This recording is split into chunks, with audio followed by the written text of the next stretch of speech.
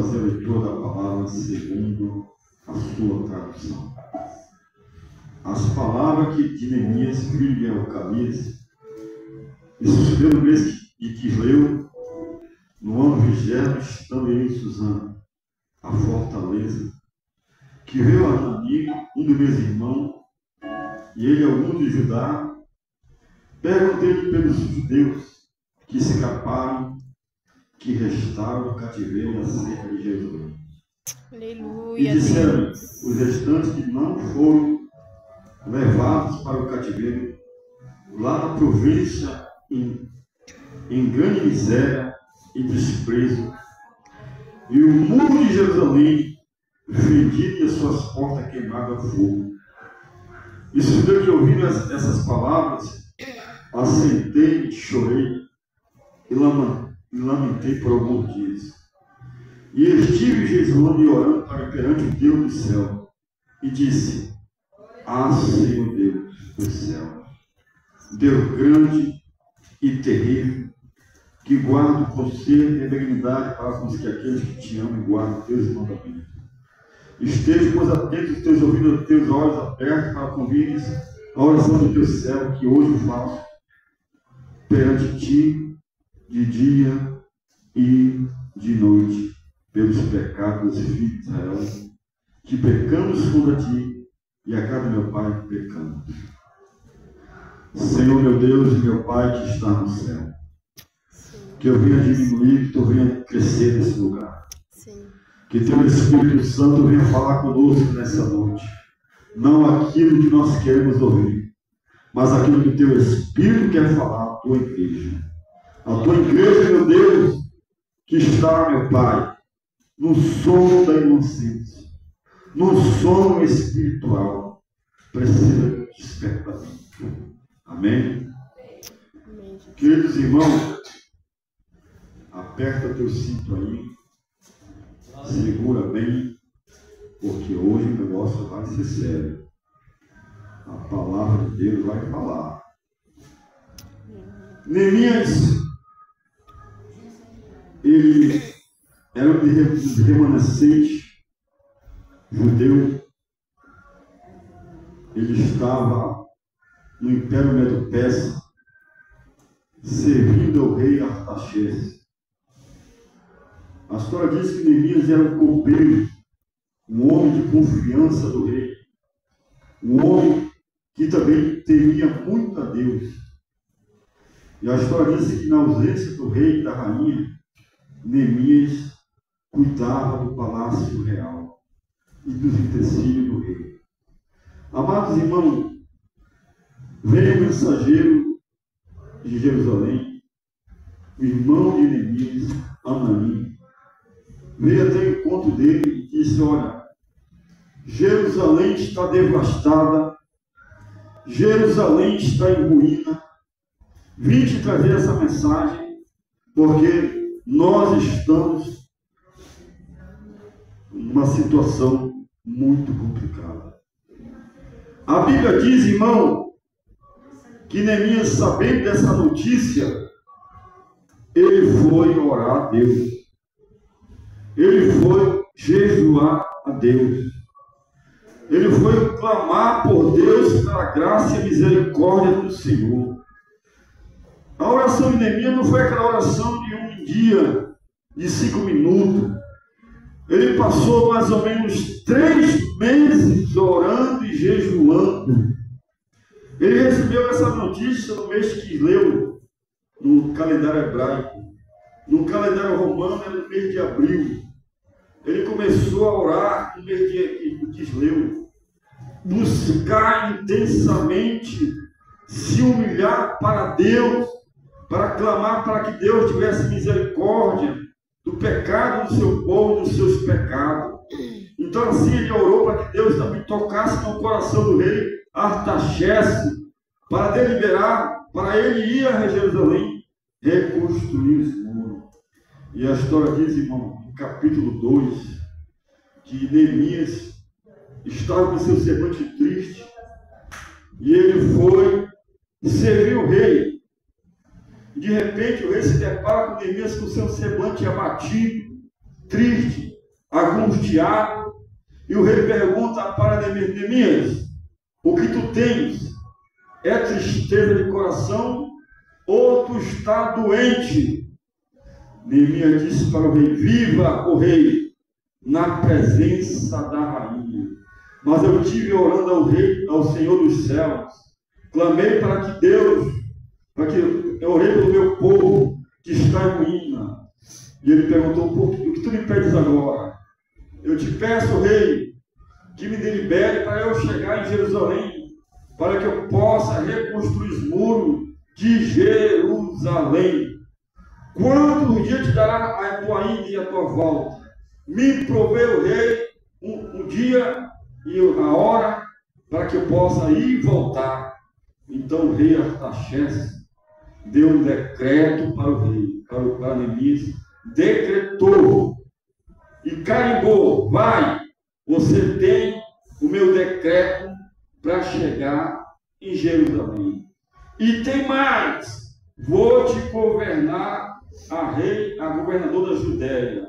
E tu vai ter uma carta para quando tu chegar em qualquer lugar, tu dizer que tu veio para a ordenança do rei. Imagine, amados, a história diz que Neemias foi decretado pelo rei e foi convocado por Deus. Neemias era um homem voluntariamente que fazia com amor as coisas para Deus.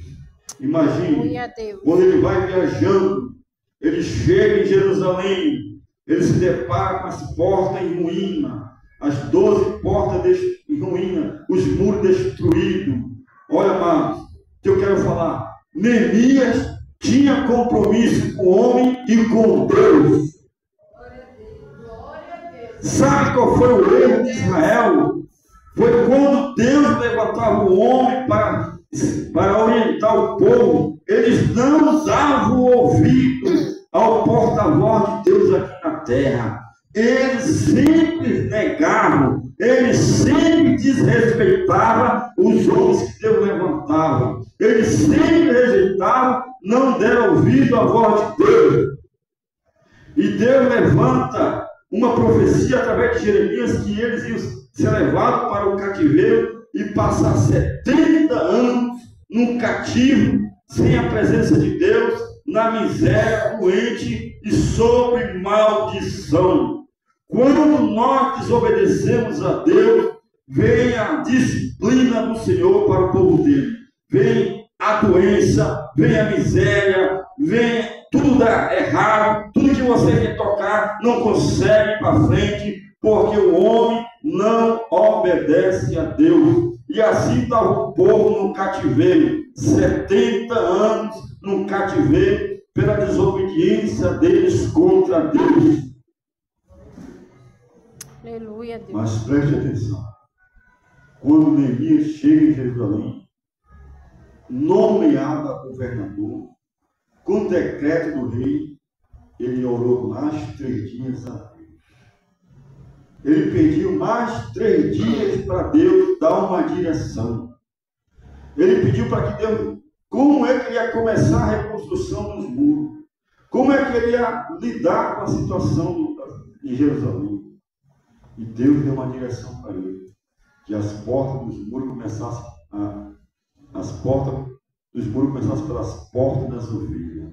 Por que pela porta das ovelhas?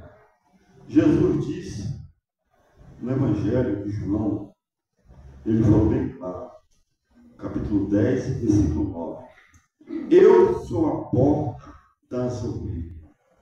Quem entrar por essa porta encontrará alimento e pastagem. Você lembra no Evangelho de Mateus que Jesus disse? Mateus 7, capítulo 7, versículo 13 e 14 diz: a porta estreita, o caminho apertado, são poucos que entram por essa porta e caminham por esse caminho, porque leva a vida eterna. Mas a porta larga, o caminho largo, muitos entram por essa porta e trilham por esse caminho que leva à condenação e à morte. Então a porta de Jerusalém, a reconstrução de Jerusalém começou pela porta das ovelhas. Ou seja, Jesus é o bom pastor. Ele conta com nós, comigo e com você, para trabalhar na seara dele. Aleluia. Voluntariamente nós fomos convocados por Deus para fazer aquilo que Deus outorgou a gente. Mas no capítulo 3, apareceu 4 personagens para trabalhar com Neemias voluntariamente. No capítulo 3, versículo 6 fala assim: e a porta velha repararam no Joiadá, filho de Pazé, Mesulão, filho de Besodias, estes e madeiraram e levantaram as suas portas com suas fechaduras e seus ferrolhos. Preste atenção. Os portões de Jerusalém estavam tão surrados, tão velhos, tão numa situação de destruição, que os ferrolhos estavam enferrujados, as portas estavam velhas. Quando eles abriram as portas, fazia aquele registro. Aquelas portas de filme de terror. Né? Então, mas a reconstrução começou pela porta das ovelhas. Sabe o que eu entendo, irmão? A igreja é tempo de colheita, que foi levantada por Deus. Nós temos poucas pessoas aqui, irmão. Nós não estamos tendo compromisso com Deus. Nós não estamos levando as coisas de Deus a sério. Nós não estamos fazendo as coisas de Deus para Deus. A porta da graça está aberta. E Jesus disse, ele convocou homens e mulheres para a sua seara. Disse Jesus, a seara é grande, mas poucos são os obreiros para a seara. Chamaram os coxos, os aleijados, os doentes para a seara. Sabe, irmão, nós temos que ter mais compromisso com Deus. Aleluia, Deus. Assim como Deus castigou o povo de Israel por não ter compromisso com Ele, eles ficaram 70 anos no cativeiro por desobedecer a Deus. Eles adoravam outros deuses, adoravam Deus de prata, de ouro, colocavam seus filhos, suas crianças para os deuses de Baal, a sacrificar como sacrifício, e esqueciam de Deus, viravam as costas para Deus. Assim está o nosso povo. A igreja do século XXI está dessa forma. O povo está colocando dificuldade, estão colocando priorizando as coisas terrenas, se esquecendo de Deus, se esquecendo do compromisso com Deus.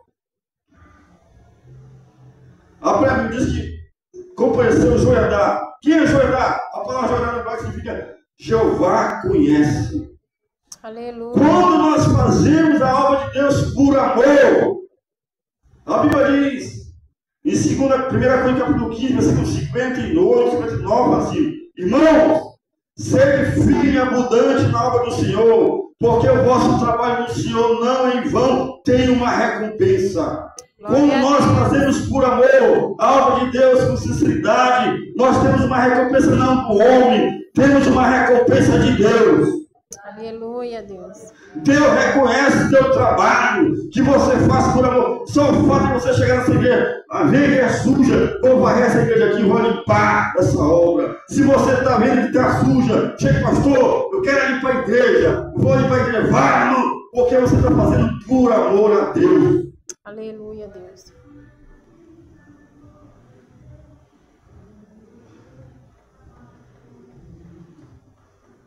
Para ser Mesulão. Santo. Mesulão era o fraco, não é hebraico, fraco. Sabe que Deus falou através do profeta Joel, capítulo 3, versículo 10? Diga ao fraco, eu sou forte.